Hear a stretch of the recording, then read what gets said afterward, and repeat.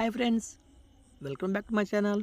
Friends, సచివాలయం ఉద్యోగులకు shock. ఆరోపణలు ఉంటే కుదరదని చెప్పిన చంద్రబాబు అంటే ఒక లేటెస్ట్ అప్డేట్ వచ్చింది ఫ్రెండ్స్. ఒక సంబంధాల గురించి వీడియోలు తెలుసుకుందాం. ఫ్రెండ్స్, వీడియో కనుక మీకు నచ్చినట్లయితే ఫ్రెండ్స్ మన ఛానల్ లైక్ చేయండి ఫ్రెండ్స్, సబ్స్క్రైబ్ చేయండి ఫ్రెండ్స్.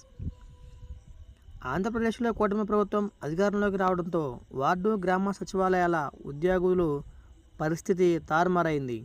గత వైసీపీ ప్రభుత్వంలో ఆ పార్టీ నాయకులు వెంట తిరిగిన వేలాది మంది వాలంటీర్లు వైసీపీకి అనుకూలంగా ఎన్నికల ప్రచారం చేయడం కోసం వారి ఉద్యోగాలకు అసెంబ్లీ ఎన్నికలకు ముందే రాజీనామా చేశారు. అసెంబ్లీ ఎన్నికల తర్వాత జగన్ ప్రభుత్వం కూలిపోయింది.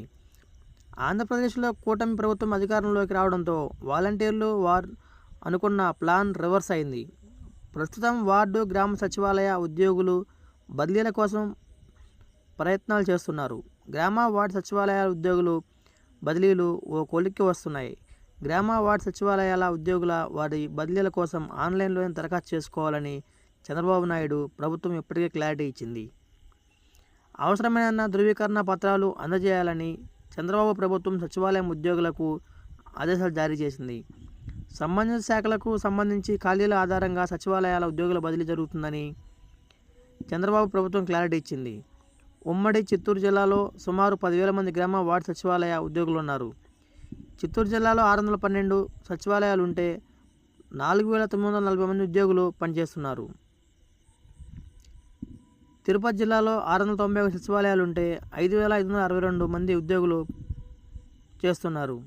తిరుపతి, చిత్తూరు జిల్లాలో పనిచేస్తున్న ఉద్యోగులు బదిలీల కోసం ఆన్లైన్లో దరఖాస్తు చేసుకోవాలని, మెరిట్ సీనియారిటీ ఆధారంగా బదిలీలు జరుగుతాయని చంద్రబాబు ప్రభుత్వం క్లారిటీ ఇచ్చింది. ఈ నెలాఖరులోపు సచివాలయాల ఉద్యోగుల బదిలీలు పూర్తయ్యే అవకాశం ఉందని సంబంధిత సీనియర్ అధికారి అంటున్నారు. గతంలో విజిలెన్స్, ఏసీబీ సంస్థల నుంచి ఆరోపణలు ఎదుర్కొన్న ఉద్యోగులు బదిలీలు కావాలని వారు కోరుకుంటున్నా వారికి బదిలీ అయ్యే అవకాశం లేదని తెలిసింది.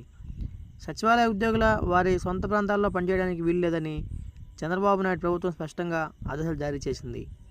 మొత్తం మీద తిరుపతి, చిత్తూరు జిల్లాల్లో పనిచేస్తున్న సుమారు 10,000 మంది ఉద్యోగులు వారికి కావాల్సిన ప్రాంతాలకు బదిలీ కావడానికి దరఖాస్తు చేసుకోవడానికి సిద్ధం అవుతున్నారు.